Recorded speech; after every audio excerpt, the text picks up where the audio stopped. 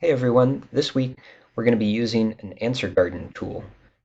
So we're going to take a look at that in this video so you know what to expect. So we're scrolling down to week 3, and on our overview page you'll see um, right under the reading assignment, answer garden activity. And this is something we haven't done yet this semester, but it's fairly straightforward. I just wanted to make a video so you know what it's like. So when you click on the Answer Garden link, it brings you to this page. We get a little background information. Last week we learned that a theme in Gothic literature is the exploration of societal fears of technological and social changes. This activity will ask you to make a connection to the fears society has today. Type your answer to the question in the text box below. All submissions are anonymous.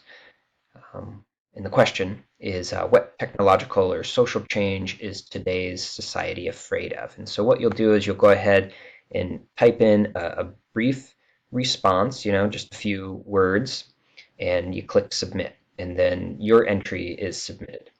To view what other students have also included in this activity, down here, click here to see all the responses. And that'll bring you to another page that includes the other student responses. And so once students start entering in their responses, they'll pop up here. Okay, so that's our quick run through of what Answer Garden looks like and how to complete that activity. All right, thank you.